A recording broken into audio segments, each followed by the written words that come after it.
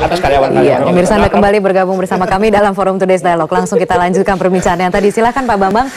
Tadi ada pertanyaan yang diajukan. Saya perlu jelaskan bahwa tanggal 14 November 2008 itu pagi hari Rudi Soraya ya kan kepercayaannya Pak Budi Sampurna datang kepada Robert Tantular ya kan. Ini Robert, saya juga tidak tahu. Itu Robert Tantular pengakuan dan itu pun diungkapkan pada waktu memang di pansus juga pada waktu itu diutarakan ya kan. Dan dia menjelaskan ya kan bahwa dia minta ada 3 opsi ya kan menyelamatkan uang Pak Budi Sampurna 1,7 triliun itu. Satu ya kan pemecahan NCD sejumlah 247. Kedua tadi juga beliau mengatakan itu kan untuk membeli satu aset-aset Bank Senturi maupun aset yang sudah dijanjikan. Bentar dulu Mas, sorry saya potong Mas. Ya. Itu urusan Anda lah. Ya kan, yang saya pengen tahu itu ide siapa sebenarnya. Anda belum menjawab juga. Sorry kan ya, tidak mengambil peranmu ya. Tapi ini pertanyaan yang belum pernah clear gitu loh. Pak, sudah jelaskan. Didengar aja dulu. Pansus kan sudah menanyakan langsung juga. Soalnya tidak jelas gitu kan. Tidak jelas juga gitu. Karena diperjelas aja coba. Tanggal 14 November ya kan jelas Pak Rudi Soraya itu datang dari Surabaya datang ke Jakarta Pak, ya kan datang ke Jakarta dan itu juga itu buktinya banyak, saksinya banyak yang melihat bahwa Rudi Soraya itu datang ke kantornya Robert Tantular, ya kan. Jauh-jauh dari Surabaya untuk datang hanya ke Robert Tantular untuk apa, ya kan? Tentunya bagaimana dia untuk menyelamatkan dana Pak Budi Sampurna 1,7. Ya menyelamatkan. Kan? Menyelamatkan. Anda menggunakan kata menyelamatkan. Menyelamatkan. Ya? Karena apa? Menarik karena kalau seandainya bank itu adalah bankrupt, ya kan, ataupun collapse, ya kan, dengan dana yang ada, ya kan, satu untuk pemecahan NCD, kemudian beli aset Bank Senturi. Kemudian Robert Tantular memang dia pinjam 18 juta. Kalau seandainya collapse, dia kan 18 juta akan kembali Pak. Tapi kalau itu tidak dipinjamkan, dia collapse hanya diganti 2 miliar. Ya, gitu. Jadi meminta izin gitu untuk meminjam 18 juta dolar yang diketahui oleh Pak. On the phone melalui Rudi Soraya. Kita bisa buktikan ya pada waktu pemindahan 96 juta US dollar dari Surabaya ke Jakarta itu Pak Budi memang ada tanda tangan, ya kan? Memang tanda tangannya itu adalah cair dulu uang itu, ya kan? Besoknya baru minta tanda tangan Pak ke Pak Budi. Kita akun itu terbukti terungkap di pengadilan pada waktu itu. Bukan besoknya Mas. Jadi gimana? Besoknya. Bukan besoknya. Bukan besoknya, tanggalnya jadi... itu, ya kan? Kalau tidak hari Senin. Karena pada waktu itu besoknya kan Sabtu Mas. Jadi penggagasnya belum kelihatan nih penggagasnya siapa gitu. Tanggal 14 itu hari Jumat, ya kan? Kalau tidak salah Pak Budi Sampurna itu tanda tangan hari Senin. Tapi tanggalnya tanggal 14. Mas, tapi sekali lagi kok Anda tidak menjawab pertanyaan saya, Mas. Ya, Pak. Sorry, ini bukan pansus ya, tapi saya harus bertanya gitu. Ya, maksud saya, menurut pengakuan Pak Robert Tantular, bahwa itu atas inisiatif dari Budi Sampurna melalui seorang yang bernama Rudi Soraya. Maka menggunakan nama-nama karyawan Pak Budi Sampurna gitu kan.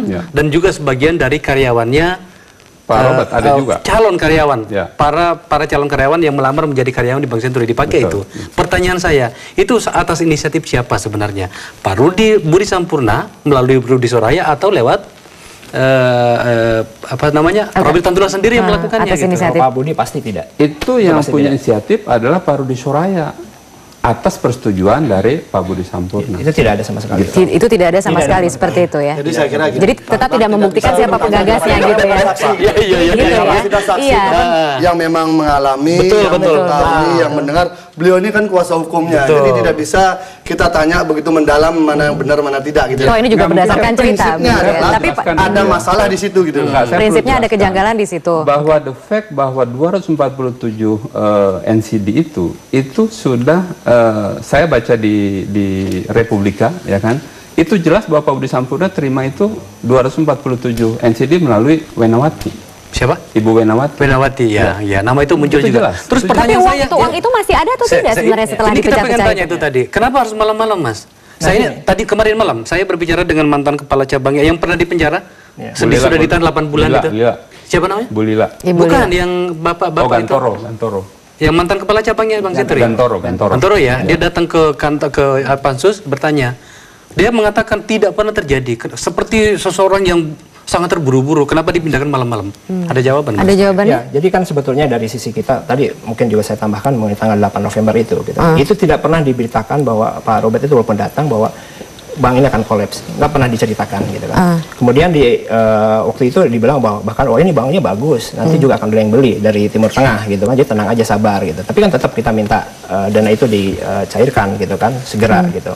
Nah kemudian ketika tanggal 14 gitu, kemudian kita kan masih ada penjadwalan kan, ingin dana itu segera kembali.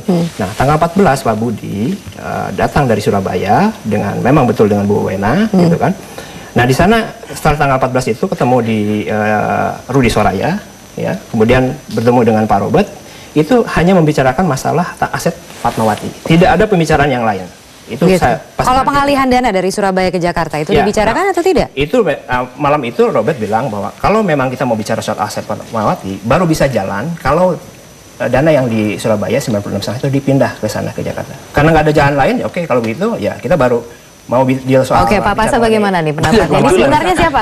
Terlalu banyak kebetulan. Terlalu banyak kebetulan. Gimana Pak? Artinya gini, kalau kita mengatakan siapa, ini ranahnya sudah hukum ya, harus ada pembuktian dan sebagainya. Tapi yang pasti memang ada masalah dalam hal kewajaran, ada masalah juga dalam hal kebiasaan, sehingga wajar kita perlu tahu yang benar seperti apa.